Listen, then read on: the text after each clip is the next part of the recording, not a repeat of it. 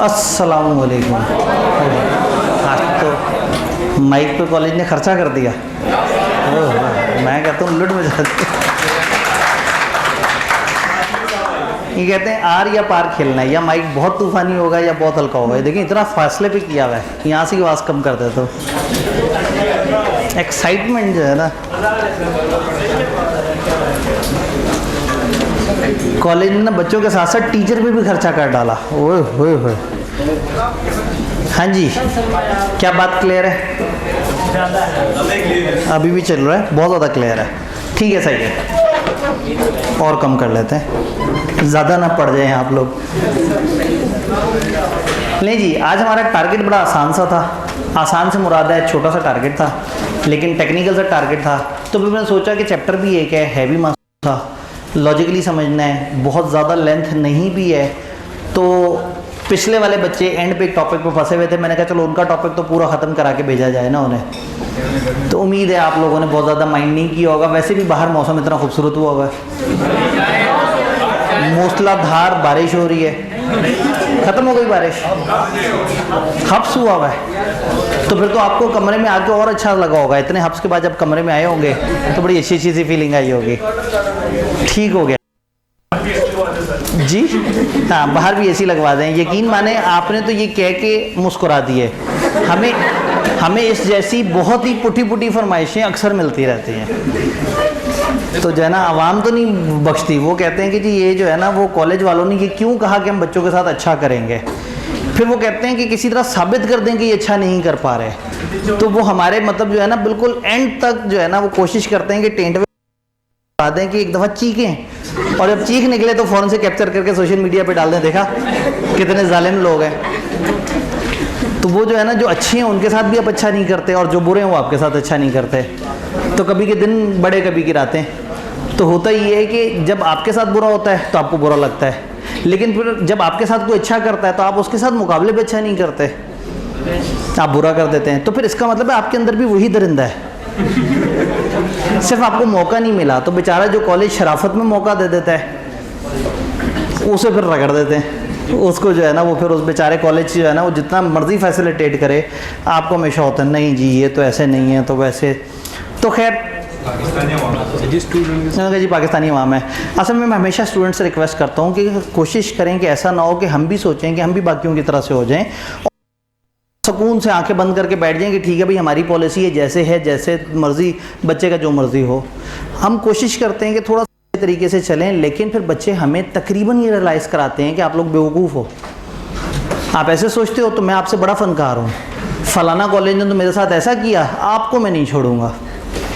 मतलब एक खातून ने मुझे आके कहा कि सर वो मैंने जो है ना, वो एक सब्जेक्ट पढ़ना था फ़लाना टीचर से, और एक सब्जेक्ट पढ़ना था मैंने आपसे, शायद कंपनी लो मेरे से पढ़ना था, और शायद MFA था या शायद कुछ R1-2 टाइप इस तरह से था। उसने कहा जी मैंने एक सब्जेक्ट फ़लाना कॉलेज में पढ़ना था और एक सब्जेक्ट आपके पास पढ़ना था।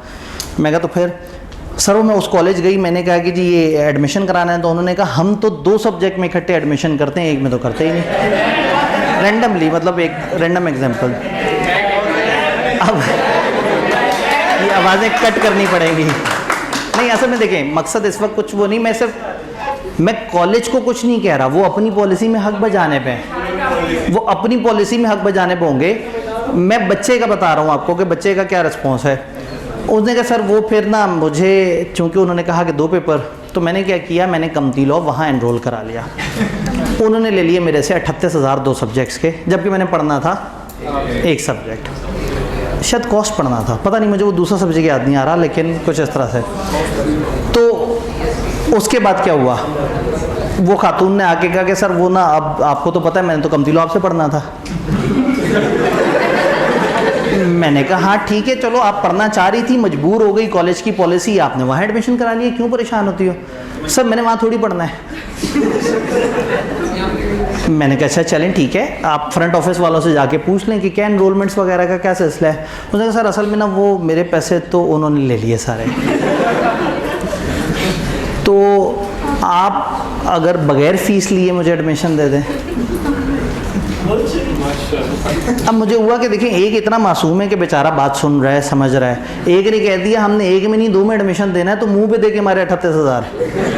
और एक जो बेचारा मासूमियत में एकोमोडेट कर रहा है, तो उसे आके कहा कि तुम शरीफ आदमी हो, अब मैं जालिम बन जाऊंगी। अब मैं जो है ना तुम्हारे साथ ऐसा है, तो बस ठीक है, अब जो है ना मैंने पढ़ना है और फ्री पढ़ना है। फ़र्ज़ करें नहीं अभी आगे सुने। फ़र्ज़ करें कि उस खातून को सोचें अगर उस खातून को उसकी बात सुनने के बाद कहो कि खुदा का खौफ करो, इसका मतलब है जो बुरे हैं आप उन्हीं को पैसे दे दो, तो फिर हम भी बुरे बन जाएं ताकि हमें भी लोग पैसे दें। चलो ठीक है, किसी ना किसी तरह से एकोमोडेट कर देते हैं। फ़र्ज़ करें अगर ऐसा कुछ हुआ हो, आगे से उसका पता है क्या रिस्पॉन्स था? सर वो आप लोग किताब भी देते हैं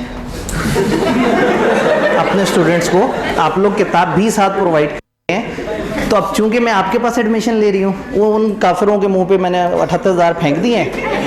अब मैं इस्लामिक जगह पे आ गई हूँ, अब मैं सही जगह पे आ गई हूँ, तो अब आप मुझे किताब भी दे दीजिएगा। अब मैं उस खातून को देख रहा और मैं सोच रहा, मैंने कहा मुझे जेन्युइनली ना अक्सर इस एग्जाम्पल के साथ याद आ जाती हैं, जो दीवार पे जब कीलें लगा रहे होते हैं ना, जो कील सीधी होती है ना, लोग उसे ठोकी चले जाते हैं, और जो थोड़ी सी भी टेढ़ी हो जाए लोग कह देते हैं फजूल कील है, किसी और कील को पकड़ के ठोकते हैं। तो जो टेढ़े हैं उनको आप छोड़ देते हैं, वो आप उसके साथ जो मर्जी करें, और जो सीधे हैं वो उनको आप कहते हैं बस इन्हीं में हमने अपना गम गुस्सा निकालना है, यहीं हमने अपनी सारी चालाकियाँ भी दिखानी है, इन्हीं को ही हमने इंस्टॉलमेंट्स भी टाइम पे नहीं देनी, इन्हीं को 5-5 महीने बाद इस वक्त जब पैसे मांग रहे हैं, तो बच्चों के ऐसे ऐसे इमोशनल मिले आती हैं कि जी क्या बच्चे का पढ़ने का कोई हक नहीं है। भाई मतलब कॉलेज भी बेचारे की भी हकूक है, कॉलेज भी कोशिशें कर रहा है, सारा कुछ है। फिर ये कहता हूँ कि दुआ करें कि ऐसा ना हो कि आहिस्ता आहिस्ता हम भी बाकियों जैसे हो जाएं। हमें इतना क्वेश्चन ज़रूर दे दें कि हमें अच्छाई करने का थोड़ा सा रिवॉर्ड मिले। अगर हम अच्छाई करें और हमारे साथ आप अपने हिस्से की फ़नकारी करें, या आप समझें कि ये अच्छे लोग हैं तो बस अब इनको तो मैंने अब बेवकूफ़ बनाना है सही तरीके से, तो हमारा पोर्टल कॉमनली 3-3, 4-4 लोग मिलके यूज़ कर रहे होते हैं। हमें पता होता है, हमें स्टैट्स नज़र आ रहे होते हैं, हम कहते हैं यार बच्चे बचपने में कर रहे हैं, चलो कोई बात नहीं, लेकिन जब आप ज़रूरत से ज़्यादा इस चीज़ को बढ़ा देंगे तो तंग आके फिर हमें चीज़ों को रीडिफ़ाइन करना पड़ेगा। तो बस सिर्फ एक ख्वाहिश है, आप लोग लाइफ में कभी भी आपके साथ अगर कोई अच्छा करे तो पलट के आपने बुरा नहीं करना, आपने किसी और का गुस्सा किसी और पे नहीं निकालना। आपके साथ किसी और ने बुरा किया तो आप उसका गुस्सा प्री एनरोलमेंट के वक्त आपसे अच्छे खासे पैसे कॉलेज ले लेते हैं, और आप अगले दिन जाके कहें ओहो गलती लगी थी मैंने नहीं पढ़ना, नहीं देते वापस। हमारे पास क्लासेस शुरू होने से अगले हफ्ते भी लोग आके कह रहे होते हैं नहीं जी वो मैंने गलत फैसला कर लिया था, तो वो रिफंड लेके जा रहे होते हैं अपने पैसों के। तो कोशिश करते हैं अकोमोडेट करें, चीज़ फॉर्म पे लिखें। तो इन दिनों चूंकि अर्ली एनरोलमेंट चल रही है, तो मैं आपको रिक्वेस्ट करूंगा कि फॉर्म पे मौजूद सारी बातें पढ़नी है, आपके साथ धोखा नहीं होना चाहिए, कोई इस्तेसाल नहीं कर सकता आपका। जहां एडमिशन लें, यहाँ एडमिशन लें या कहीं और एडमिशन लें, आपने फॉर्म पे मौजूद कंडीशंस पढ़नी है, उसकी कॉपी लेनी है। अगर कॉलेज आपको फॉर्म की कॉपी नहीं दे रहा तो उसकी तस्वीर खींच लेनी है, उस पर लिखी हुई सारी बातों की, ताकि आपको एट एनी गिवन टाइम पता हो कि आपने कॉलेज के साथ क्या एग्री किया है, आपके क्या राइट्स हैं और आपके क्या राइट्स नहीं हैं। बात समझ रहे हैं? तो अब कहानी को आगे बढ़ाते हैं। चैप्टर है हमारा बड़ा आसान सा, आज आसान तो नहीं लेकिन छोटा सा चैप्टर है, समझना होगा थोड़ा सा। इसको देखते हैं कि ये किस डायमेंशन में चीज़ें किस तरह से हैं। तो प्रोस्पेक्टस किसे कहते हैं? प्रोस्पेक्टस पहले मैं एक तकरीर करूंगा, एक बेस बनाएंगे, फिर तसल्ली से हम इसे पढ़ते चले जाएंगे। क्या है प्रोस्पेक्टस? इश्तिहार, डॉक्यूमेंट, एक तरीका जिससे आप लोगों को बुला रहे हैं। क्यों बुला रहे हैं? आओ हमारी कंपनी में इन्वेस्ट करो। कंपनी जब बनी थी तो किन लोगों ने बनाई थी? प्रोमोटर्स ने कंपनी बनाई थी, लेकिन आगे चल के जिन्होंने साइन किए थे वो कौन लोग थे? सब्सक्राइबर।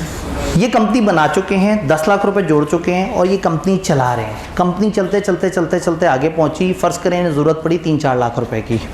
अपने ही जो मेन स्पॉन्सर्स हैं, ये जो मेन सब्सक्राइबर्स हैं, इनसे पूछा हाँ भाई आप पैसे दे सकते हैं? उन्होंने कहा मैं पैसे दूंगा लेकिन मेरे फिर शेयर्स बढ़ा दो। तो उनसे 3-4 लाख रुपए पकड़े, उनके शेयर्स बढ़ा दिए, बाकियों के शेयर्स कम कर दिए, या बाकियों ने अपने को शेयर्स उन्हें बेच दिए और कंपनी को पैसे मिल गए, कंपनी चलना शुरू हो गई।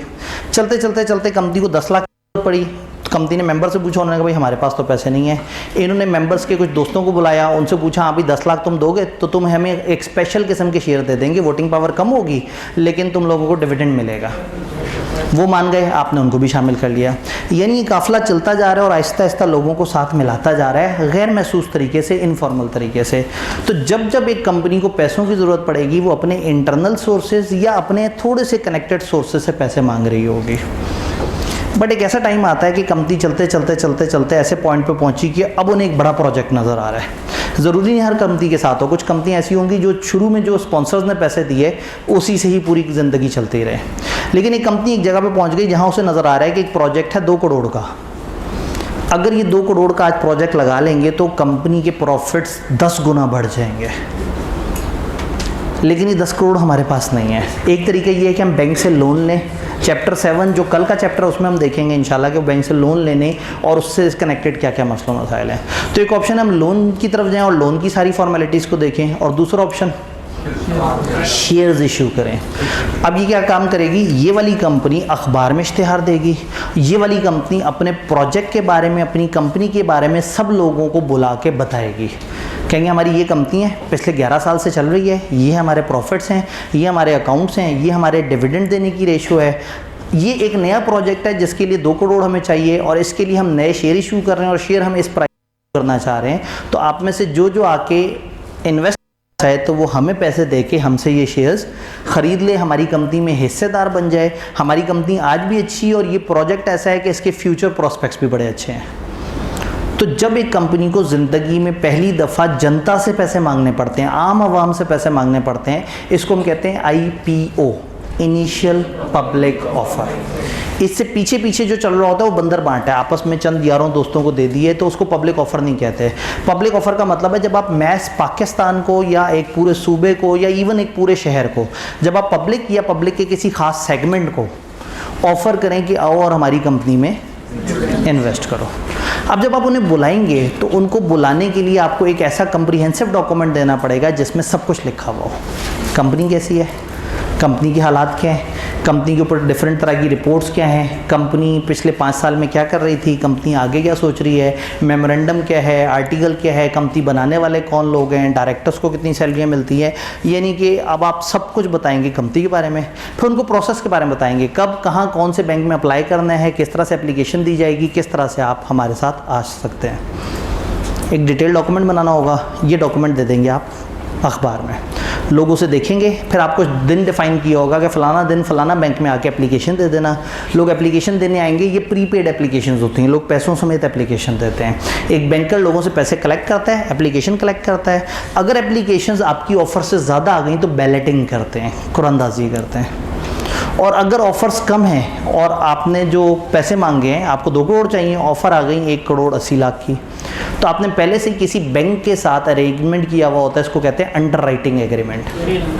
अंडर राइटिंग एग्रीमेंट में आप कहते हैं कि मुझे आवाम की तरफ से कम रिस्पॉन्स आया तो जितना गैप है आप ख़रीद लेना, हम आपको कमीशन दे देंगे इसका इजाफी। अब उन्हें ख़रीदना पड़े या ना पड़े, हम उन्हें कमीशन दे रहे होते हैं। तो ये अंडर राइटर वाला मामला है। तो फिर लोगों से पैसा आता है, आप वो प्रोजेक्ट लगा देते हैं और चलना शुरू कर देते हैं। ये चैप्टर डील करता है उस डॉक्यूमेंट और डॉक्यूमेंट की अप्रूवल और डॉक्यूमेंट के टाइमलाइन से रिलेटेड। क्या ये बात समझ आ रही है? इस चैप्टर को हम 2 हिस्सों में डिवाइड करते हैं। शुरू के 3 हिस्सों में प्रोस्पेक्टस का प्रोसेस दिया हुआ है और एंड पे एक सफ़ा है कमेंसमेंट ऑफ बिजनेस नाम का एक प्रोसेस है। वो जो प्रोस्पेक्टस पढ़ने के बाद हमें ईजीली समझ आ जाता है, उसका तस्करा किया हुआ है। तो हो जाए खतरों से टक्कर। पढ़ते हैं प्रोस्पेक्टस के बारे में। हमें 3 बंद करना पड़ेगा। जज़ाकल्लाह। प्रोस्पेक्टस की definition. Prospectus any document described और इशूड एज अ प्रोस्पेक्टस। कोई भी डॉक्यूमेंट जिसको बोला जाता है या जिसको इशू किया जाता है क्या कह के कि ये है prospectus. Includes any document, notice भी इसमें आ सकता है, सर्कुलर भी आ सकता है, मटेरियल भी आ सकता है, एडवर्टाइजमेंट भी आ सकती है, ऑफर फॉर सेल डॉक्यूमेंट भी आ सकता है, पब्लिकेशन भी आ सकता है, अदर इन्विटेशन भी आ सकता है।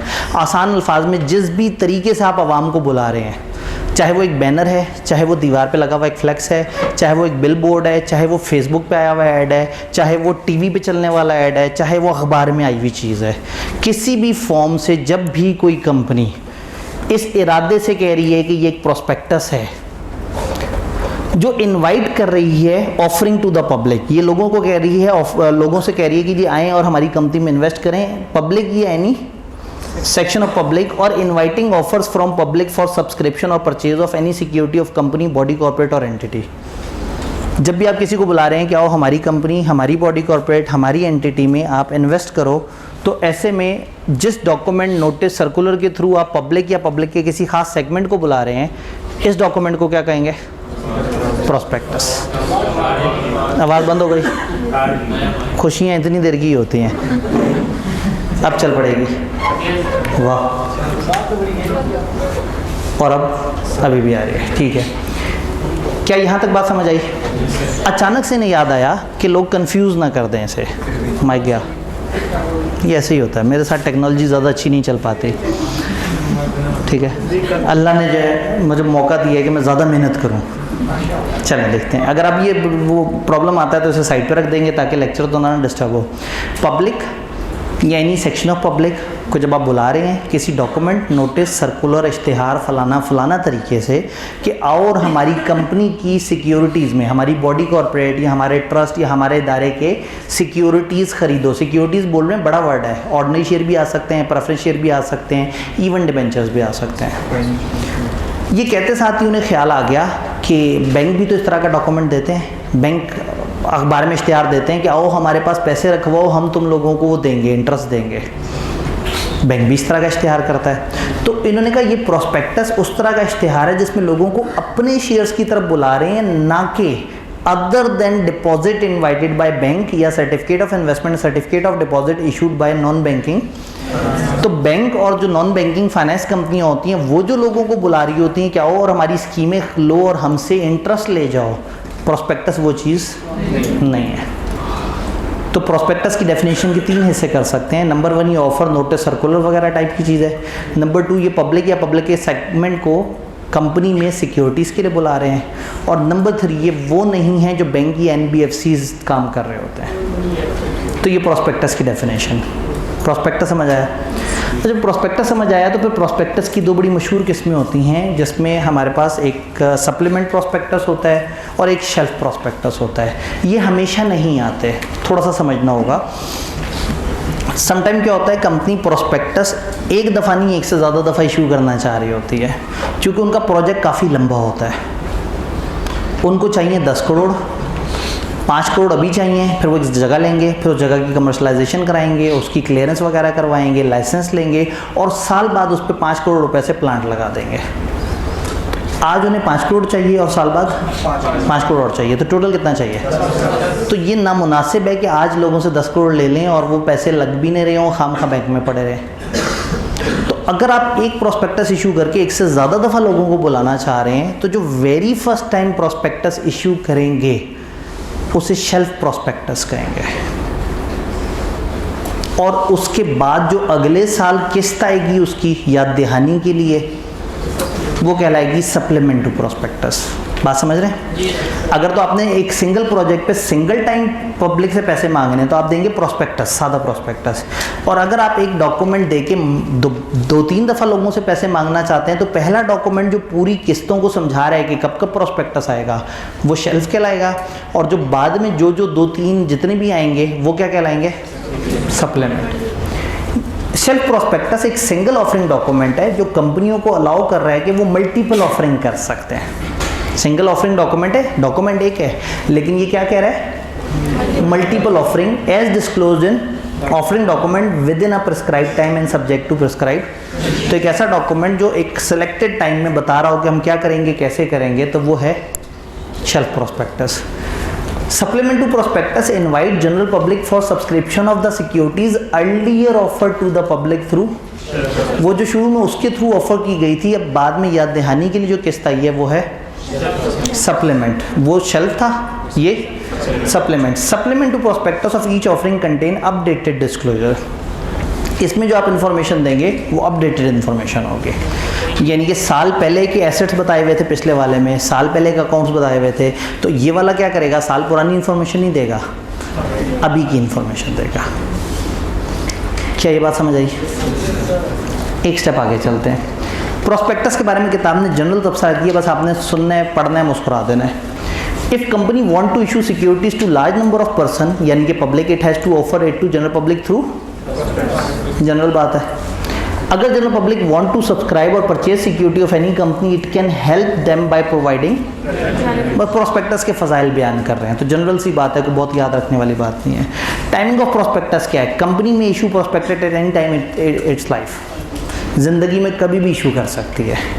Can issue shares before commencement of business, even business शुरू करने से पहले भी आप शेयर्स इशू कर सकते हैं। And can also decide to issue shares in future, तो लाइफ में कभी भी कर सकते हैं, आज कर लें, फ्यूचर में कर लें, कंपनी बनाते साथ ही प्रोस्पेक्टस इशू कर लें।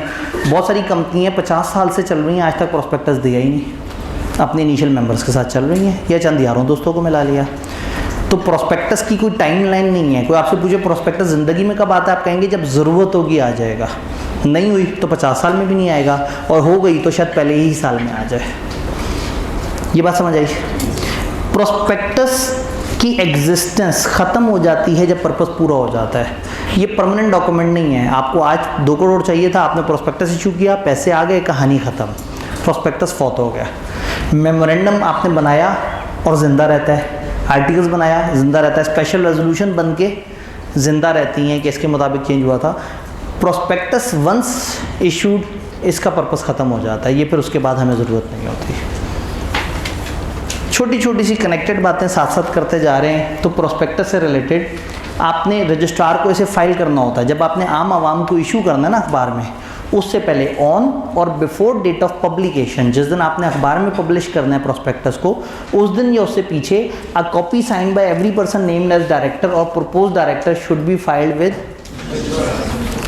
प्रोस्पेक्टस जनता के सामने जिस दिन आना है वो दिन या उससे पीछे आप क्या करें, उसे किधर जमा करा दें? रजिस्ट्रार के पास जमा करा देंगे। अगर आपने ऐसा नहीं किया तो आपको लेवल 2 पेनल्टी पड़ेगी। अब बजाय इसके कि यहाँ किताब हमें प्रोस्पेक्टस के कंटेंट्स बताती, वो उन्होंने नहीं बताए। प्रोस्पेक्टस के कंटेंट पब्लिक ऑफरिंग रेगुलेशंस एक लॉ है, उसके अंदर दिए हुए होते हैं, उसके अंदर एक स्केड्यूल दिया हुआ है। इस चैप्टर में जहन में रखना है, we are talking about securities act. 12 में से 11 चैप्टर्स के पीछे जो लॉ है वो है कंपनीज एक्ट 2017। इस चैप्टर के पीछे जो लॉ है वो है सिक्योरिटीज़ एक्ट 2015 और थोड़ा सा कंपनीज एक्ट 2017।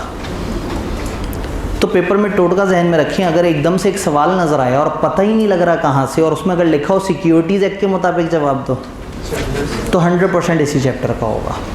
ये ओनली चैप्टर है जो सिक्योरिटीज़ एक्ट जिसके पीछे ज़्यादा है। तो सिक्योरिटीज़ एक्ट फिर हमें बताता है प्रोस्पेक्टस क्या होगा, उसके कंटेंट्स के बारे में पब्लिक ऑफरिंग रेगुलेशंस बताती हैं। तो इनके पास ज़्यादा टाइम नहीं था, बस इन्होंने एक जुमला कह दिया। उनका नॉर्मली अथॉरिटीज़ रिक्वायर करती हैं कंपनी को कि अपने प्रोस्पेक्टस में जो भी रिस्क फैक्टर है ना अपने बिजनेस के, वो बताएं, और रीडर्स को ख़ास तौर पे कहा जाता है कि भाईजान वो वाला पैरा ध्यान से पढ़ो जहां हमने खतरे बताए हैं। तो प्रोस्पेक्टस में वैसे तो बहुत कुछ होता है जो पब्लिक ऑफरिंग के कंटेंट्स के मुताबिक है, लेकिन किताब ने हमें बताया कि आपने जो रिस्क फैक्टर्स हैं वो लाजमी बताने हैं अपनी कंपनी के अपने प्रोस्पेक्टस के अंदर। आप अगर सीमेंट में डील कर रहे हैं तो सीमेंट के अपने रिस्क फैक्टर है। आप अगर पंखे बनाने वाली कंपनी उसके अपने रिस्क हैं। आप अगर बोतलें बना के बेचते हैं उसके अपने रिस्क हैं। हर बिज़नेस के अपने रिस्क हैं। तो अथॉरिटीज़ अक्सर कहती हैं कि आप जौन सी इंडस्ट्री में हैं आप अपनी इंडस्ट्री के रिस्क बताएंगे अपने प्रोस्पेक्टस के अंदर। क्या यहाँ तक प्रोस्पेक्टस से रिलेटेड जो बेसिक्स हैं वो समझ आ रहे हैं? अब एक स्टेप आगे चलते हैं। प्रोस्पेक्टस में हमने बात की। अब प्रोस्पेक्टस में अगर कोई बंदा झूठ बोले, प्रोस्पेक्टस की बेस पे आप कर क्या रहे हैं? आप लोगों को बुला रहे हैं, लोगों को इन्वेस्टमेंट के लिए बुला रहे हैं। कंपनी में आप लोगों को कह रहे हैं कि आओ और कंपनी के अंदर जो है वो इन्वेस्ट करो। हो सकता है आप झूठ बोल रहे हो, समटाइम झूठ नज़र नहीं आता। फॉर एग्जांपल सामने आपको क्या नज़र आ रहा है? ज़रा 2 लाइट्स ऑफ करें,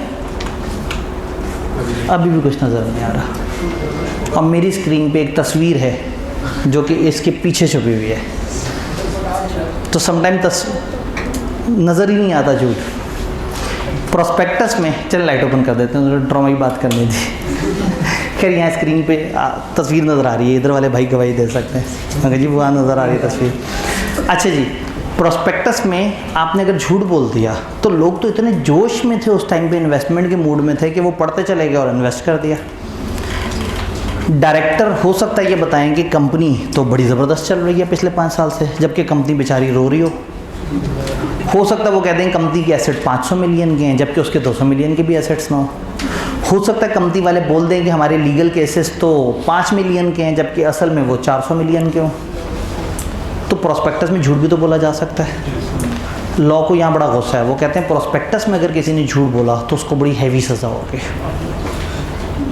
वो सज़ा क्या होगी? उन्होंने कहा दोनों तरह की सज़ा होगी, क्रिमिनल लाइबिलिटी भी होगी, यहाँ वन ऑफ कर दीजिएगा ज़रा काइंडली, यहाँ क्रिमिनल लाइबिलिटी भी होगी और सिविल लाइबिलिटी भी होगी। बी लॉ पढ़ के आए हुए बच्चों को अच्छी तरह से पता होता है कि सिविल और क्रिमिनल में क्या फ़र्क है। क्या फ़र्क होता है? अगर स्टेट की तरफ से सज़ा हो, स्टेट आप पे मुकदमा करे तो क्रिमिनल है, आपने क्राइम किया होता है और स्टेट आपको पनिश करना चाहती है गलत हरकत पे, तो सिविल में क्या होता है? एक इंसान ने दूसरे इंसान का नुकसान कर दिया होता तो वो नुकसान की कंपनसेशन देनी होती है। ऐसे ही है जी। तो प्रोस्पेक्टस में अच्छा, मुझे लगा लोकेशन चेंज होने से शायद आदत बदल गई होगी, नहीं बदली, ठीक है। तो हम बात कर रहे थे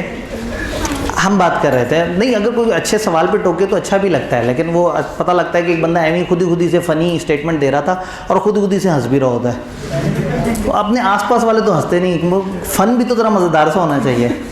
अच्छा जी, तो हुआ ये कि आपने झूठ बोल दिया तो स्टेट ने दी आपको सज़ा, क्रिमिनल ऑफेंस। लेकिन अगर आपने झूठ बोला और एक मासूम आदमी ने आपके झूठ की बेस पे 5 करोड़ इन्वेस्ट कर दिया और उसका नुकसान हो गया, तो कॉन्ट्रैक्ट एक्ट नहीं करता है कि इंसान ने दूसरे का इंसान का नुकसान किया तो उसको कंपनसेट करो। तो सिविल होती है जिसमें इंसान का नुकसान कर देता है और एक इंसान दूसरे इंसान से अपना नुकसान रिकवर करता है। क्रिमिनल होती है जिसमें एक बंदा जुर्म करता है और गवर्नमेंट आगे मुजरिम को सज़ा। प्रोस्पेक्टस में दोनों चीज़ें हैं, क्रिमिनल भी है और सिविल भी है। सिविल कैसे है? हर ऑफरर, इशूअर, डायरेक्टर या कोई भी ऐसा शख्स जो कनेक्टेड है, जिसने प्रोस्पेक्टस साइन किया, इस प्रोसेस में इन्वॉल्व है, shall be liable to pay compensation to any person, किसी भी बंदे को कंपनसेशन देंगे, हु एक्वायर सिक्योरिटीज, जिसने शेयर्स खरीदे, in reliance on prospectus and suffer loss in respect of them due to any incorrect, untrue या misstatement in prospectus या omission। एक अहम चीज़ गायब हुई थी या गलत लिखी हुई थी, उसकी बेस पे अगर किसी ने फैसला किया और वो गलत हो गया और वो झूठ आपने बोला था, तो वो क्या करेगा? आपसे पर्सनली कंपनसेशन मांगेगा कि आपने मेरा 13 लाख का नुकसान करा दिया, ये मुझे दें। किन से? ऑफरर, इशूअर, डायरेक्टर या इनके ऑफिसर जो इन्वॉल्व है उस प्रोसेस में, जिनको पता है कि हम झूठ बोल रहे हैं। क्रिमिनल ऑफेंस क्या है? A person commits an offence जो एक मिसलीडिंग, इनकरेक्ट, अनट्रू या डिसेप्टिव स्टेटमेंट देता है या ओमिट कर देता है कि ऐसी इन्फॉर्मेशन जो सिक्योरिटीज़ एक्ट वगैरह ने कही थी और आपने नहीं बताई। तो जो झूठ बोलेगा या जो एक ज़रूरी चीज़ गायब कर देगा उसमें से जो लॉ ने कही है, तो उसने जो हरकत की है उसे हम कहेंगे ऑफेंस। उसने जुर्म की है और उस जुर्म की उसे सज़ा मिलेगी। बस किताब के पास टाइम कम था, बताना भूल गए कि सज़ा कितनी है, लेकिन ये ज़रूर बता दिया। ये 50 मिलियन का फ़ाइन होता है एंड 3 टाइम्स वो लॉस जो आपने किसी का किया उसका 3 गुना आपने गवर्नमेंट को जमा कराना होता है। लेकिन हमारे सिलेबस में नहीं है, तो जस्ट फॉर अंडरस्टैंडिंग बता था कि इधर लॉ को अच्छा खासा गुस्सा है, लेकिन हमारी किताब पी गई, वो जुर्माना जिक्र ही नहीं किया, बस कह दिया वो जो करेगा गंदी बात की है उसने, ऑफेंस। ठीक है, जो झूठ बोलेगा सज़ा मिलेगी, ज़बान काली हो जाएगी उसकी। किताब ने बस उसको कोसने दिए हैं, बताया नहीं कि उसको क्या सज़ा क्या होगी कितनी। ये दोनों बातें समझ आ रही हैं? अब प्रैक्टिस में जब आप कुछ भी बोल रहे होते हैं तो खदशा ये होता है कि कहीं आप झूठ ना बोलते हैं। तो सम टाइम क्या होता है, आपके बहुत सारे क्लेम को वेरीफाई करने के लिए एक एक्सपर्ट भाई आते हैं। एक्सपर्ट किसी भी फील्ड का एक स्पेशलिस्ट, कोई बैंकर हो सकता है, सिक्योरिटीज एडवाइजर हो सकता है, इंजीनियर हो सकता है, वैल्यूअर हो सकता है, अकाउंटेंट, लॉयर या कोई भी ऐसा पर्सन जिसकी अपनी कोई फील्ड है, जिस फील्ड में वो स्टेटमेंट दे सकता है। तो समटाइम पिछले 5 साल कंपनी तूफानी प्रॉफिट्स हैं, तो शायद एक चार्टर्ड अकाउंटेंट फर्म आके कंफर्म करे कि हमने अकाउंट देखे हैं, वाकई तूफानी प्रॉफिट है। कंपनी कहते हैं हमारी बिल्डिंग्स तो 1100 मिलियन की हैं, तो शायद एक वैल्यूअर आके कहे हाँ जी वाकई इतने की हैं, तो वो कहते हैं कि हमारा तो लीगल केस है ही नहीं, 0 लीगल केसेस है। तो फिर कौन आए? लॉयर आए, और लॉयर आके कहे हाँ जी मैंने देखा ही इस तरह से है। तो सबसे पहले तो एक्सपर्ट कैसे कहते हैं? किसी भी फील्ड के स्पेशलिस्ट को। अब अगर आपने प्रोस्पेक्टस के अंदर किसी एक्सपर्ट की स्टेटमेंट डालनी है, लीजिएगा ज़रा, जज़ाकल्लाह।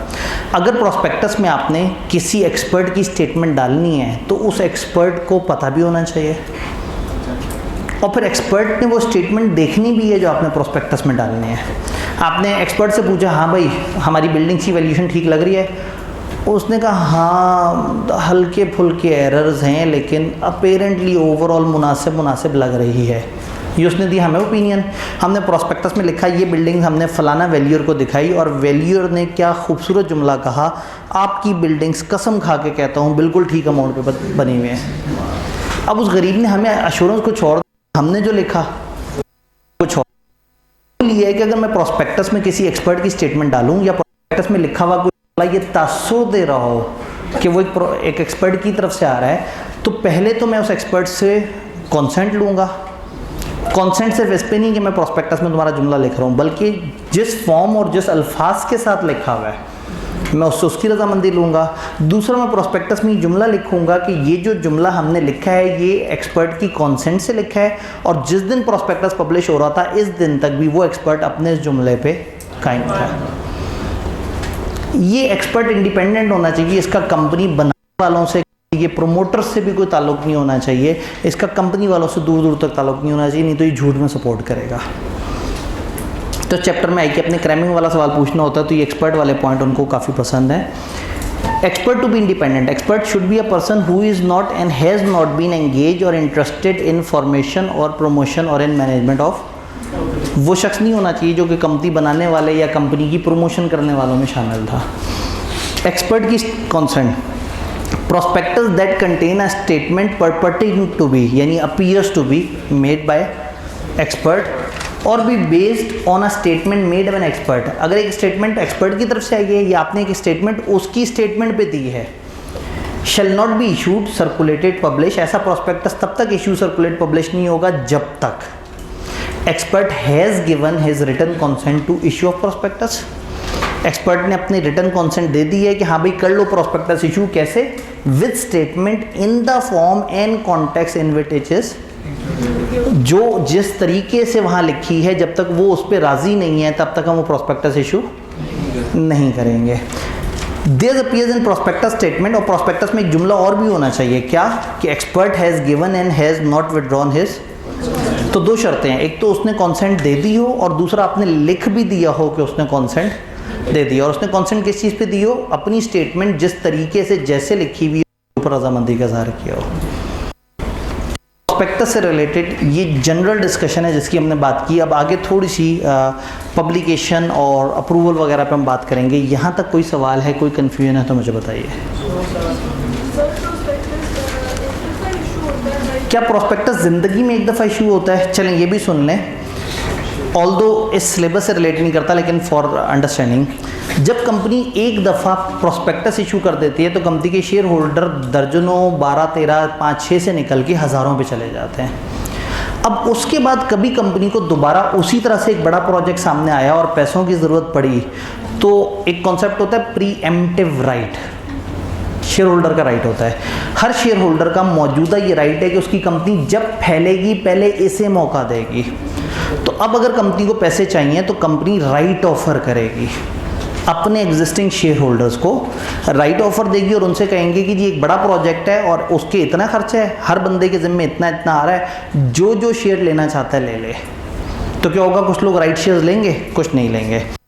नहीं लिया, फिर कंपनी जिन्होंने लिया उनसे पूछेगी क्या इनके हिस्से का राइट आपने लेना है, इसलिए उस राइट को उन्होंने सेलेबल भी रखा होता है, आप उसे ट्रांसफ़र भी कर सकते हैं। राइट ऑफर लेटर होता है, वो मूवेबल होता है। थोड़ा सा टैक्स में और थोड़ा सा अकाउंटिंग में आपने इसके बारे में पढ़ा होगा, जो राइट ऑफर लेटर है। तो आप राइट देते हैं, यानी कि प्रोस्पेक्टस एक दफ़ा इशू हो गया तो आप दोबारा प्रोस्पेक्टस की तरफ सिर्फ उस सूरत में जाएंगे जब आप राइट ऑफर करें और लोग उस राइट के अगेंस्ट बहुत ज़्यादा अच्छा फीडबैक ना दें, तो फिर आप जनरल पब्लिक की तरफ जाते हैं। अदरवाइज प्रोस्पेक्टस ज़्यादातर ज़िंदगी में एक दफ़ा आता है इनिशियल पब्लिक ऑफ़र के तौर पे, उसके बाद आगे कंपनी के शेयर होल्डर्स ही इतने बढ़ जाते हैं कि उन्हीं को ही राइट ऑफ़र करके आपके पैसे पूरे हो जाते हैं। डन? कोई सवाल, कोई कन्फ्यूजन? अगर टारगेट पूरा नहीं हुआ कि हमने इनिशियल पेमेंट आपसे दी और टारगेट पूरा नहीं हुआ, अगर टारगेट पूरा नहीं हुआ, हमने पहले से एक अंडर राइटिंग का एग्रीमेंट किया हुआ होता है बैंक के साथ, हमें चाहिए 5 करोड़, हमने उससे बात की, उसने कहा कि अच्छा चलें कम हो गया तो मैं सपोर्ट कर लूँगा, 1 करोड़ तक की उसने हमें गारंटी दे दी। अब अगर 4.5 करोड़ मुझे आवाम से मिल गया तो 50 लाख बैंक दे देगा, बैंक मेरे से शेयर ले लेगा, कमीशन भी ले लेगा। एक तो कमीशन अंडर राइटिंग कॉन्ट्रैक्ट का ले लेगा, दूसरा उसने बल्क में शेयर उठाए हैं उसका भी कमीशन ले लेगा। तो अक्सर बैंक ये बिज़नेस करते हैं कि बहुत सारी कंपनियों को वो अंडर राइटिंग का सर्विस दे देते हैं, और 100 कंपनियों को अगर उन्होंने कहा ना तो उन्हें 2 जगह शेयर खरीदने पड़ते हैं, बाकी 98 जगह मुफ्त में कमीशन कमा लेते हैं। और जहाँ ख़रीदना पड़े खरीदने पे भी कमीशन लेते हैं। और फिर जो हाथ में चीज़ आई है वो पब्लिकली ट्रेडेबल सिक्योरिटी है, वो उसे चाहें तो दोबारा मार्केट में बेच भी सकते हैं। टारगेट से ज़्यादा भी अकोमोडेट कर सकते हैं? टारगेट से ज़्यादा अकोमोडेट कर सकते हैं या नहीं, नॉर्मल रूल है कि आपको बैलेटिंग करनी पड़ती है, आपको एक बैलेटर रखना पड़ता है इंडिपेंडेंट। अगर आपको ज़्यादा एप्लीकेशंस आ जाएं, 5 करोड़ आपने कहा, आवाम की तरफ से 6.5 करोड़ की एप्लीकेशंस आ गई, तो जितनी आई हैं आप बैलेटिंग कराएंगे और 5 करोड़ तक की ओके करके, और बाकी जो खुशकिस्मत नहीं है आप उनको उनके पैसे और एप्लीकेशन वापस कर देंगे, उन्हें कह देंगे जी ऐसा नहीं हुआ, ये नॉर्मल सिचुएशन है। जस्ट फॉर अंडरस्टैंडिंग बताऊं, एक कॉन्सेप्ट होता है ग्रीन शू ऑप्शन। ग्रीन शू का मतलब होता है कि आपने ये ऑप्शन रखी हुई है कि अगर जितनी भी ओवर एंड अबव आ गई आप सबको अकोमोडेट करेंगे। इसको ग्रीन शू ऑप्शन कहते हैं। हबीब बैंक ने जब अपने शेयर ऑफर किए थे तो ग्रीन शू ऑप्शन के तहत किए थे। ये यूनिक चीज़ है। तो नॉर्मल रूल है कि अगर ओवर एंड अबव आ जाए तो आपको क्या करना पड़ेगा, बैलेटिंग, और कम आएगा तो क्या करना पड़ेगा, under writing. Under writing balloting कैसे होती है, इंशाल्लाह ताला आप बड़े हो जाएं, सीनियर क्लासेस में आ जाएं तो बैलेटर एंड शेयर रजिस्ट्रार रेगुलेशन 2015 पढ़ेंगे, उसमें आपको सारी बात पता लग जाएगी। और अगर एक कंपनी के प्रेफरेंस शेयर और ऑर्डिनरी शेयर दोनों होते हैं तो इन दोनों के लिए प्रोस्पेक्टस हुई है? जी, अगर एक कंपनी ऑर्डिनरी शेयर या प्रेफरेंस शेयर या दोनों के दोनों इशू कर रही है तो क्या दोनों के लिए प्रोस्पेक्टस है? मैं आपको याद कराऊं, प्रोस्पेक्टस की डेफिनेशन में मैंने वर्ड शेयर्स नहीं बोला था, सिक्योरिटीज़। तो आप ऑर्डिनरी शेयर दो, प्रेफरेंस शेयर दो, कन्वर्टेबल शेयर दो, बॉन्ड्स इशू करो, डिबेंचर इशू करो, मुदारबा सर्टिफिकेट इशू करो।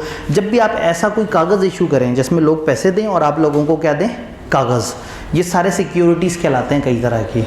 और सिक्योरिटीज़ एक्ट फिर सिक्योरिटीज़ को डील करता है। हमारे सिलेबस बहुत ही गिनती का जिक्र किया है, तो अदरवाइज़ ये जब भी सिक्योरिटी इशू करेंगे आप प्रोस्पेक्टस दे सकते हैं।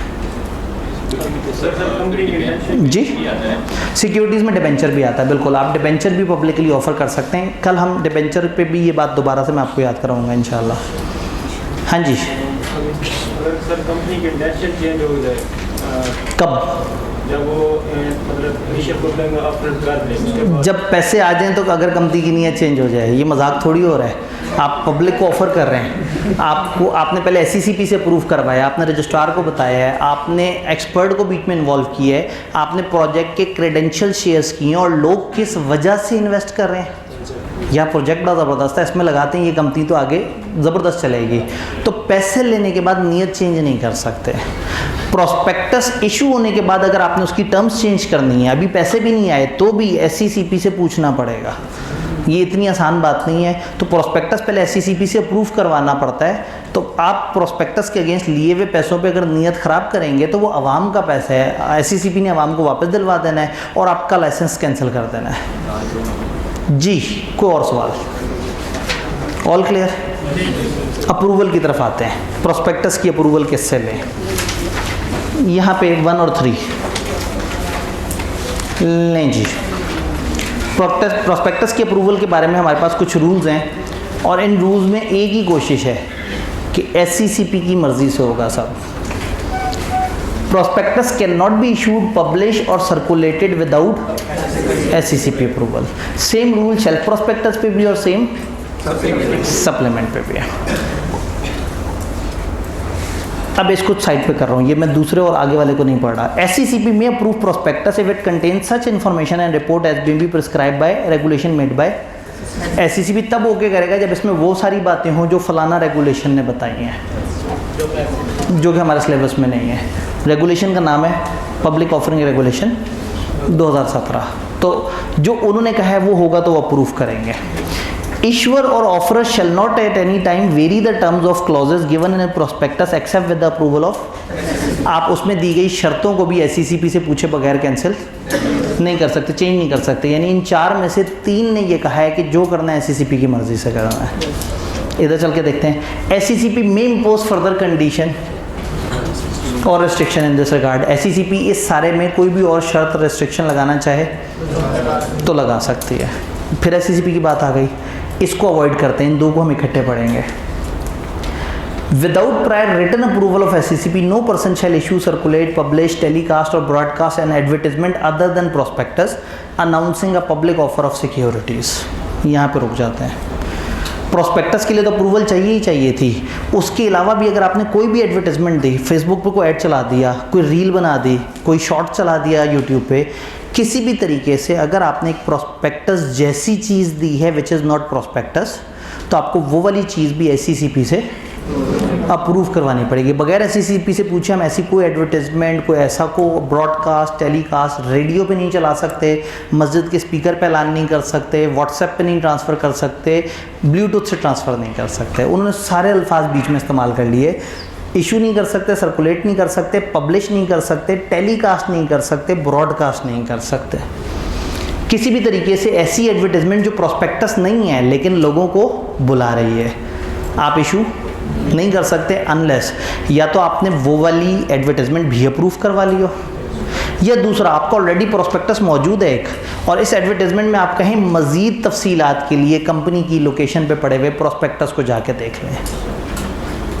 क्योंकि उन्हें टेंशन ये है कि ऐसा ना हो कि लोग फेसबुक पे कोई छोटी सी फजूल सी ऐड बनाएं और एकदम से लोगों से देख के धड़ धड़ इन्वेस्ट कर लें, बगैर वो सारी चीज़ें जो प्रोस्पेक्टस में होती हैं उनको देखें।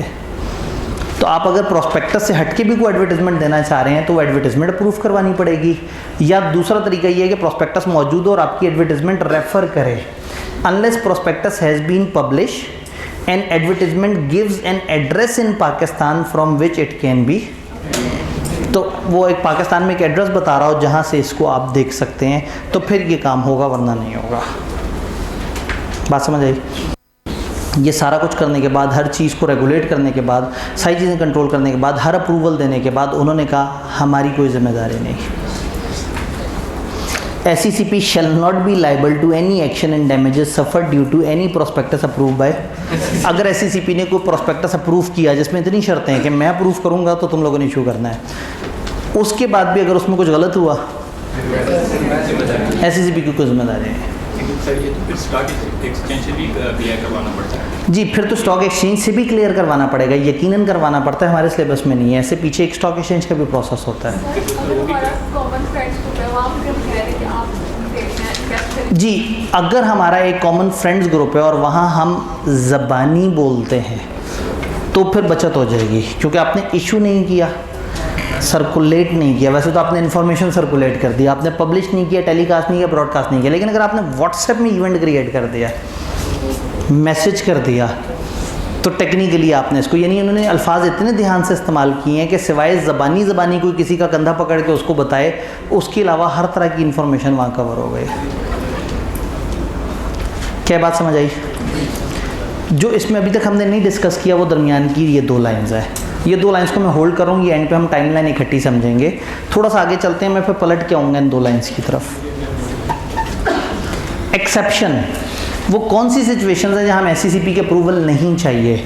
सबसे पहले तो अगर स्टेट बैंक ऑफ पाकिस्तान अपने शेयर्स ऑफर कर रहा है तो उसको SECP से अप्रूवल नहीं चाहिए, क्योंकि वो वाले अंकल ज़रा ज़्यादा तगड़े हैं। तो स्टेट बैंक ऑफ पाकिस्तान अगर अपनी सिक्योरिटीज़ ऑफर करेगा तो उसके लिए हम SECP के अप्रूवल नहीं चाहिए। उसके अलावा आपको तब नहीं चाहिए जब आप अंदर खाते अपने बंदों में चीज़ें बांट रहे हैं। प्रोस्पेक्टस का मकसद तो पब्लिक को बुलाना है ना। तो अगर आप राइट शेयर्स दे रहे हैं, अगर आप बोनस शेयर्स दे रहे हैं, अगर आप अपनी सब्सिडरी के शेयर्स दे रहे हैं, आप अपने एम्प्लॉइज़ को शेयर दे रहे हैं, अपने मेंबर्स को दे रहे हैं, उनके फैमिली मेंबर्स को शेयर दे रहे हैं, इसके लिए आपको प्रोस्पेक्टस या उसकी अप्रूवल की ज़रूरत नहीं है। लिस्ट देखते हैं। स्टेट बैंक तो हमें समझ आ गया। If securities are offered in connection with a private offer, आप प्राइवेटली कुछ लोगों को शेयर्स दे रहे हैं। अगर आप शेयर सब्सिडरी के दे रहे हैं, लिस्टेड होल्डिंग कंपनी के मेंबर को डिविडेंड के तौर पे, अगर आप इशूअर के शेयर्स मेंबर या एम्प्लॉइज़ ऑफ द इशूअर को दे रहे हैं, ये शेयर इशू करने वाला है, या member of the family of any such members, या अगर सिक्योरिटीज़ आप ऑफर कर रहे हैं बोनस शेयर्स के तौर पे, तो बोनस शेयर्स दे रहे हों, मेंबर्स को शेयर्स दे रहे हों, एम्प्लॉइज़ को शेयर दे रहे हों, प्राइवेटली शेयर्स दे रहे हों, इनमें किसी भी सूरत में आपको प्रोस्पेक्टस बना के उसकी अप्रूवल नहीं चाहिए। और स्टेट बैंक ऑफ पाकिस्तान के केस में भी आपको ये अप्रूवल नहीं चाहिए। अब अप्रूवल से अगला प्रोसेस क्या है? सबसे पहले आपने प्रोस्पेक्टस बनाया, अप्रूवल ले लिया, अब अगला प्रोसेस है प्रोस्पेक्टस की पब्लिकेशन। प्रोस्पेक्टस का लोगों के सामने आना, पब्लिकेशन ऑफ प्रोस्पेक्टस। प्रोस्पेक्टस की पब्लिकेशन उस दिन को कहेंगे जब आपने अखबार में इश्तिहार दिया है। जिस दिन आपने अखबार में इश्तिहार दिया, किताब से पूछते हैं, किताब ये कहती है प्रोस्पेक्टस फुल टेक्स्ट में या अप्रूव्ड एवरेज फॉर्म में, या तो पूरा का पूरा, या अगर आपने उसका कोई शॉर्ट वर्जन अप्रूव करवाया हुआ है, कंडेंस वर्जन अप्रूव करवाया हुआ है, तो prospectus shall be publish at least in 1 Urdu and 1 English daily newspaper. आप कम से कम एक उर्दू और एक इंग्लिश अखबार में प्रोस्पेक्टस देंगे।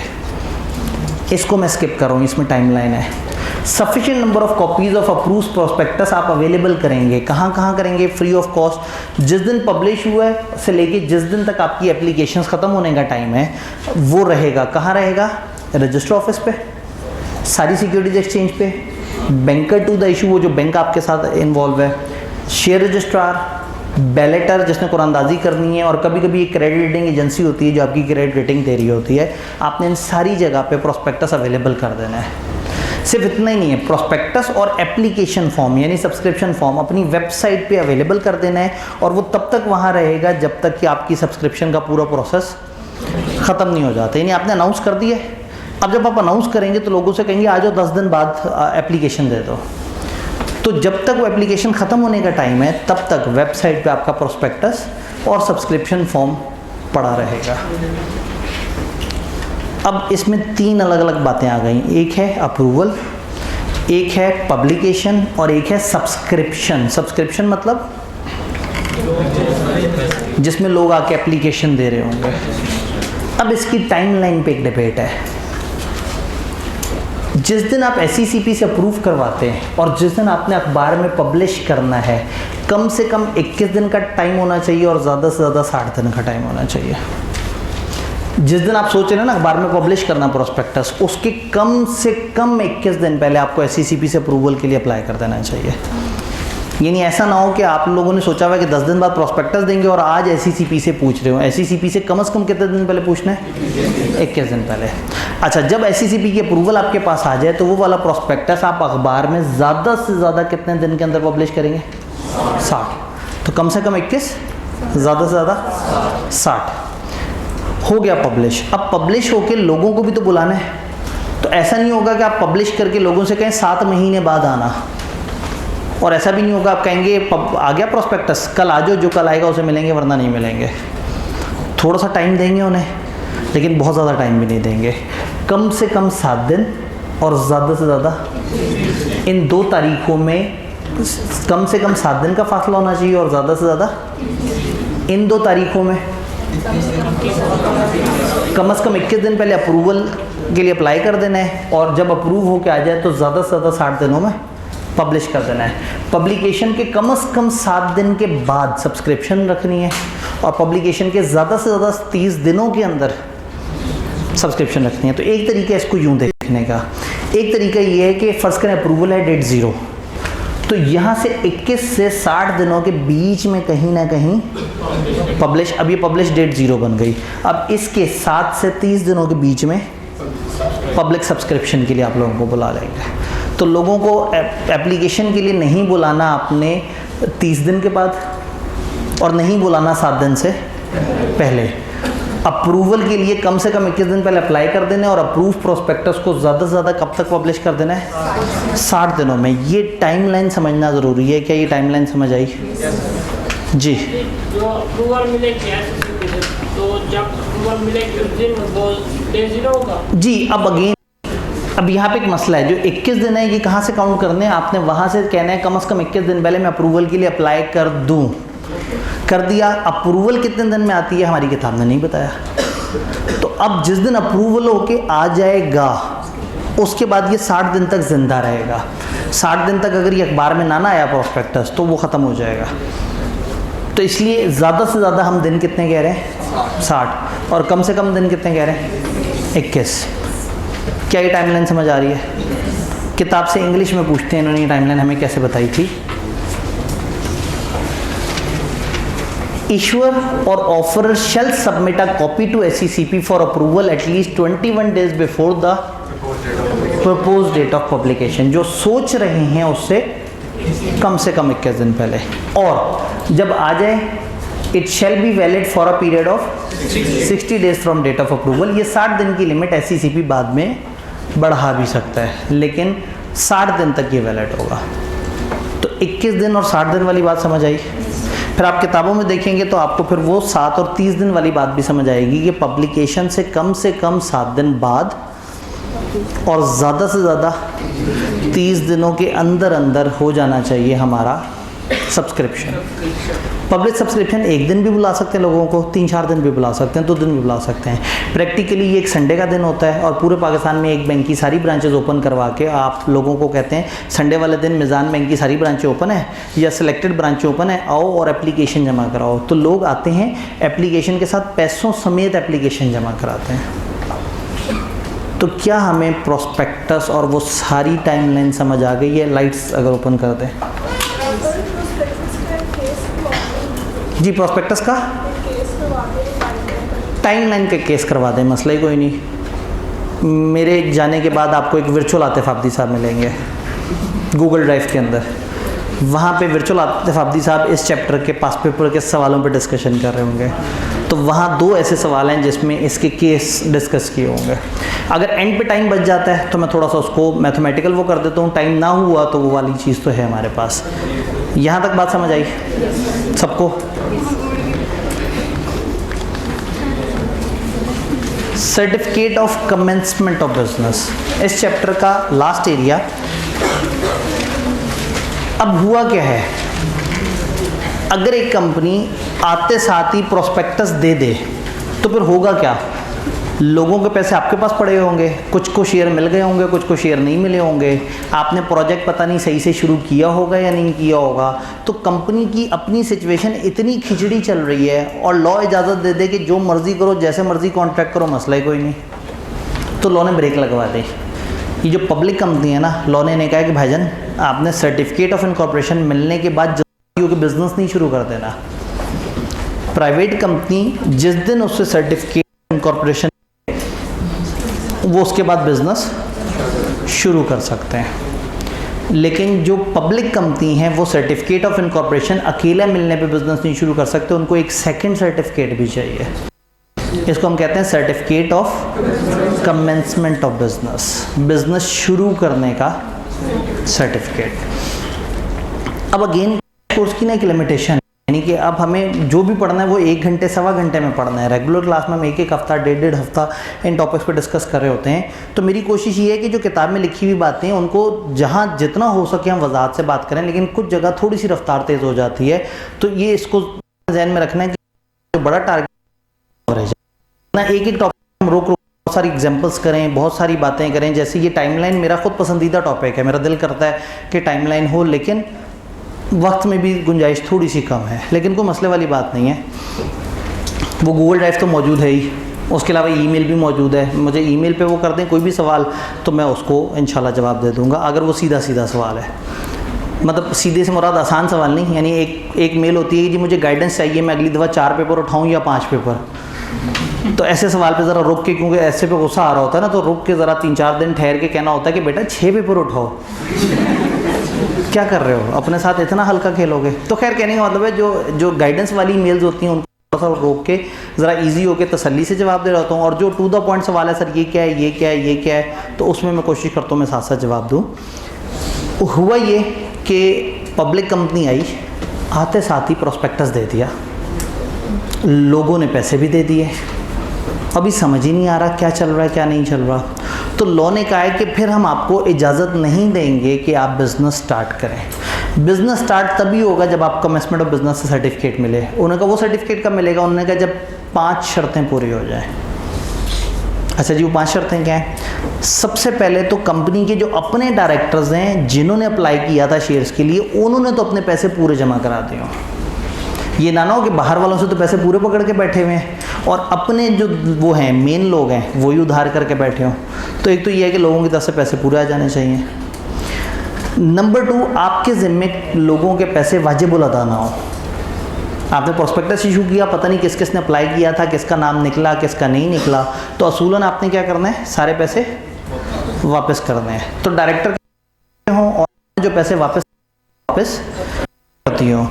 कंपनी को पता होता है कि ये मेरा जो प्रोजेक्ट है, फर्स्ट करें प्रोजेक्ट है 10 करोड़ का, और लोगों ने जो अप्लाई किया तो किसी ने कहा भाई मेरी गाड़ी ले लो इतने लाख की है, किसी ने कहा मेरा प्लॉट ले लो इतने लाख का है।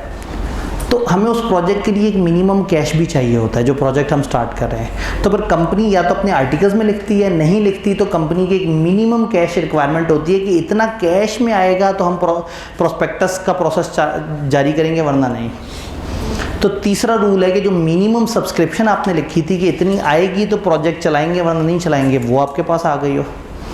बात समझ रहे हैं? देन चीफ एग्जीक्यूटिव और कंपनी के बड़ों ने डिक्लेरेशन जमा करा दी हो कि हमने सारे रूल्स रेगुलेशंस की पासदारी की है, हमने तमाम जो फॉर्मेलिटीज़ थी वो पूरी कर दी हैं। उसके बाद जो भी प्रोस्पेक्टस था वो उठा के आपने जमा करा दिया है रजिस्ट्रार को।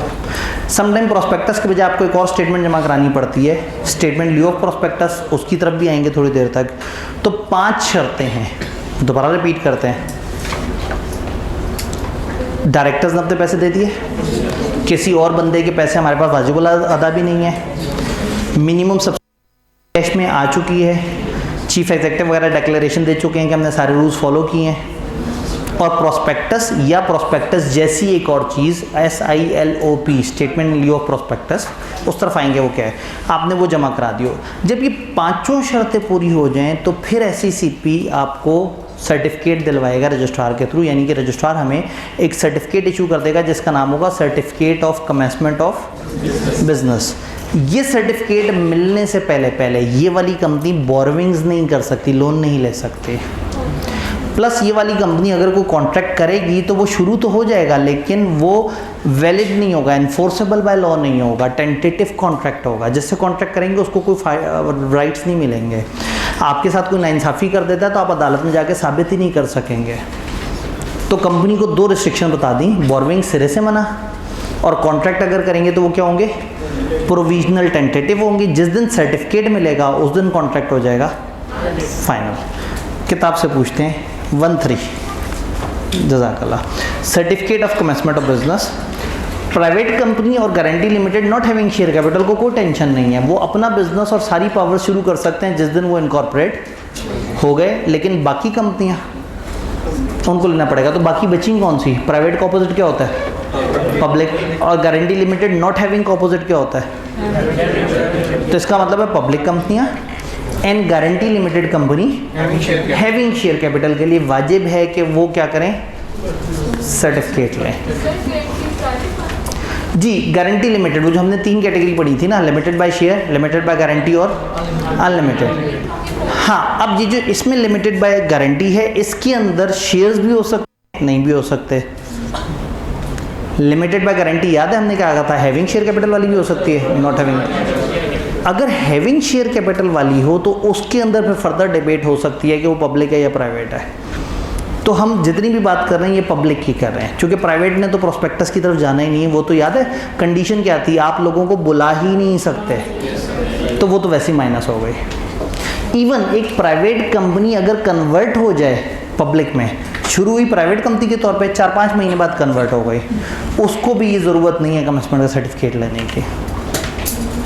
याद रहेगा। इस सेक्शन को लोग कंफ्यूज करते हैं, जिन्होंने पढ़ा हुआ है उनको मैं बता दूं, चैप्टर 8 में स्टैट्यूटरी मीटिंग का जिक्र है। वहाँ अगर एक कंपनी साल के अंदर कन्वर्ट हो जाए तो उसने करवानी होती है, लेकिन यहाँ अगर आप कन्वर्ट हो गए हैं पहले ही साल में भी तो आपने ये वाला काम नहीं करना। तो जहन में रखना है कि प्राइवेट कंपनी अगर कन्वर्ट हो जाती है पब्लिक में तो उसने कमेंसमेंट सर्टिफिकेट नहीं लेना, ये उसी ने लेना है जो पैदाइशी तौर पे या पब्लिक कंपनी थी या guarantee limited having share capital. कोई भी कॉन्ट्रैक्ट इस डेट से पीछे जो कंपनी करेगी जिस पे वो एंटाइटल्ड टू कमेंस बिजनेस है, शेल बी क्या होगा, प्रोविजनल ओनली होगा, and shall not be binding on company until, उस दिन तक ये कंपनी पे बाइंडिंग नहीं होगा जब तक आपको सर्टिफिकेट नहीं मिल जाता।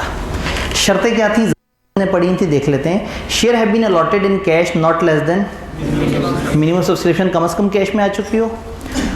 Each director has paid to in cash full amount on each of the share taken और कॉन्ट्रैक्टेड टू बी टेकन, जितने उसने वादा किए थे उनके अगेंस्ट उसने पैसे पूरे दे दिए। नो मनी इज ना है और ना है, बन सकती है, become liable to repaid to applicant for any share which have been offer. कोई भी शेयर्स के अगेंस्ट जो लोगों से पैसे आए थे, आपके ज़िम्मे किसी के पैसे वाजिबुल अदा नहीं है। चौथा, रजिस्ट्रार को ड्यूली वेरीफाइड डिक्लेरेशन दी है चीफ एग्जीक्यूटिव या एक डायरेक्टर और सेक्रेटरी की तरफ से प्रिस्क्राइब फॉर्म पे कि हमने सारी कंडीशंस पूरी कर दी हैं। एंड फाइनली आपने फाइल कर दी है प्रोस्पेक्टस या स्टेटमेंट इन ऑफ प्रोस्पेक्टस। अगर आप देखें तो छठे का नंबर थोड़ा सा मध्यम सा है। दो तरह के सवाल आते हैं, एक सवाल में 6 पॉइंट्स लिखने होते हैं और एक में 5 पॉइंट्स लिखने होते हैं। कभी कभी वो कहते हैं बताओ कमेंसमेंट ऑफ बिजनेस कब कर सकते हैं, बताओ लोन कब ले सकते हैं अगर एक कंपनी पब्लिक कंपनी है। तो अगर वो कहें बताओ कमेंसमेंट ऑफ बिजनेस कब होती है, तो आप कहें जब ये हो जाए, ये हो जाए, ये हो जाए, ये हो जाए, ये हो जाए एंड रजिस्ट्रार एक सर्टिफिकेट ऑफ कमेंसमेंट इशू कर दे। तो कमेंसमेंट ऑफ बिजनेस की 6 शराइतें हैं। और अगर सवाल ये पूछे बताओ एक कंपनी को certificate of commencement of business कब मिलता है, जब वो 5 शर्तें पूरी हो जाए। तो सवाल में ध्यान से देखना है कि उन्होंने सर्टिफिकेट लेने की शर्तें पूछी हैं या कमेंसमेंट ऑफ बिजनेस की शर्तें पूछी हैं। तो कभी जवाब में 6 पॉइंट्स और कभी जवाब में 5 पॉइंट्स। रजिस्ट्रार नेसेसरी इंक्वायरी करने के बाद एक्सेप्ट कर लेगा आपके डॉक्यूमेंट और फिर ये जो डॉक्यूमेंट आपको देगा है, जो रजिस्टर करेगा, कंक्लूसिव एविडेंस होगा कि कंपनी अब अपने बिजनेस शुरू कर सकती है। अब इसमें जो आखिरी डिबेट है, कुछ वर्ड्स हमारे लिए अजीब से थे। एक तो मिनिमम सब्सक्रिप्शन, दूसरा प्रोस्पेक्टस या statement in lieu of prospectus. इसके ऊपर बहस होगी और इस पर बहस होगी। इन दो चीज़ों के अलावा कोई सवाल है तो मुझे बताएं। पब्लिक कंपनी में अनलिस्टेड कंपनी भी होती है, बिल्कुल ऐसा ही है। वो स्टॉक एक्सचेंज पे लिस्टेड नहीं होती, बिल्कुल सही कह रहे हैं। तो फिर वो क्या वो प्रोस्पेक्टस इशू कर सकते हैं? कर सकते हैं। इन्होंने कहा अगर एक कंपनी लिस्टेड है ही नहीं तो स्टॉक एक्सचेंज पे तो है ही नहीं, लेकिन चूंकि वो पब्लिक है और पब्लिक कंपनी को इजाज़त है कि वो पब्लिक को क्या कर सकते हैं, इनवाइट कर सकते हैं। फिर होता कुछ यूँ है कि वो लोगों से कहते हैं कि हम लिस्टिंग के लिए अप्लाई कर रहे हैं, तुम लोग आओ और हमारे शेयर्स खरीद लो। लोग शेयर्स खरीदते हैं किस उम्मीद पे? अगर तो वो लिस्ट हो जाए वाकई तो वो प्रोस्पेक्टस उठा के जमा करा देंगे, लेकिन अगर वो उस वक्त लिस्ट ना हुए तो लोगों का पैसा वापस करना पड़ेगा और खामोशी से, शर्मिंदगी से साइलॉब जमा करानी पड़ जाएगी। Statement in lieu of prospectus. तो प्रोस्पेक्टस तब होता है जब आप लिस्टेड कंपनी हो या जब आप पब्लिक ऑफर कर रहे हैं। लेकिन अगर आप पब्लिक ऑफर नहीं कर रहे, खामोशी से चंद लोगों को दे रहे हैं शेयर्स, तो साइलॉब जमा करा दें। या आपने पब्लिक ऑफर की थी लेकिन वो कंटिन्यू नहीं हो सकी क्योंकि आपको लिस्टिंग नहीं मिली, तो फिर क्या करेंगे?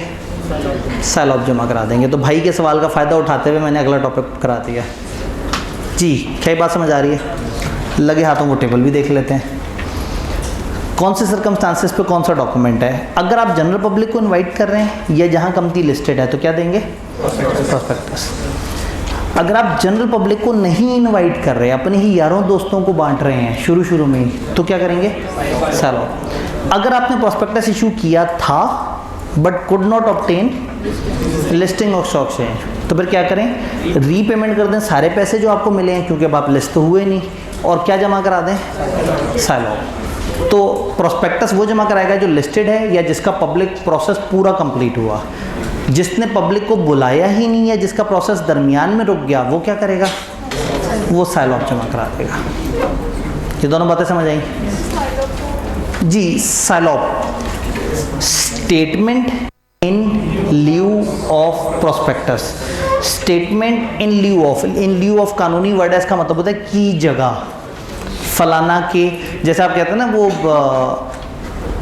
Profit in lieu of salary या salary in lieu of profit या इस तरह से करके, तो इन ल्यू ऑफ उसकी जगह, उसके अल्टरनेट के तौर पे। तो स्टेटमेंट इन ल्यू ऑफ का मतलब है स्टेटमेंट जो प्रोस्पेक्टस की जगह है। तो कुछ लोग प्रोस्पेक्टस जमा कराएंगे और कुछ लोग स्टेटमेंट ल्यू ऑफ प्रोस्पेक्टस जमा कराएंगे। ये टेबल क्लियर है? अब सवाल ये है कि मिनिमम सब्सक्रिप्शन कैसे कहते हैं। जवाब ये है कि वो अमाउंट जो आपने मेमोरेंडम या आर्टिकल में लिख दिया है जिसके मुताबिक डायरेक्टर्स प्रोसीड करेंगे, वो क्या कहलाएगी?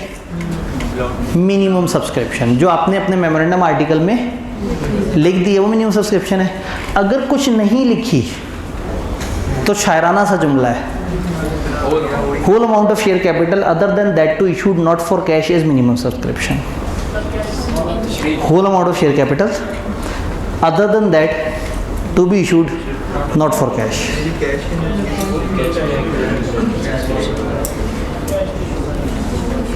दो negative. Other than that to be issued not for cash. वो नहीं जो कैश नहीं होता, तो वो है जो कैश होता है. डेफिनेशन ना होती तो आपके सामने साफ सुथरी वर्डिंग होती. बहुत सारी जगह इस तरह के मजाक होते हैं, लेकिन हमारे नोट्स में वो हमने सादा लैंग्वेज बना दी होती है, लेकिन डेफिनेशन में आके हम फंस जाते हैं कि वो उसी अल्फाज में नहीं पड़ती है. तो उन्होंने कहा अगर कोई अमाउंट फिक्स नहीं की तो जितना भी share capital other then not for cash है, यानी जो कैश पे नहीं है उसको छोड़ के जो है, तो बड़े आराम से लिख सकते थे whole amount of share capital to be issued in. आसान अल्फाज में अगर मिनिमम सब्सक्रिप्शन डिफाइन कर दें तो वो होगी. नहीं डिफाइन करें तो जितना कैश में आ गया मान लेंगे कि मिनिमम सब्सक्रिप्शन पूरी हो गई है. डन. तो ये 1, 2, 5, 6 इन 4 चैप्टरों में से जो 15 से 20 नंबर की वेटेज है उसमें सबसे टेक्निकल चैप्टर यही है. और इसमें ये जो टाइमलाइन है प्रोस्पेक्टस की, ये थोड़ा सा इसमें टेक्निकल डिस्कशन है जिसमें आपको पास पेपर्स के अंदर भी वीडियो नज़र आएगी. और दूसरा फिर ये वाली शर्तें कई दफ़ा सीधा सीधा रट्टे वाला सवाल यहाँ से आ जाता है. तो आज हम लोगों ने चैप्टर 6 किया. कल का टारगेट भी हमारा ज़रा मुनासिब सही है, चैप्टर 7. तो अल्लाह का शुक्र है हम बड़े अच्छे तरीके से खरामा चल रहे हैं. और सबसे अहम बात क्या है, 4 दिन रह गए. 4 दिन बस मज़ीद आना है और ज़िंदगी आसान. इंशाअल्लाह ताला मिलते हैं.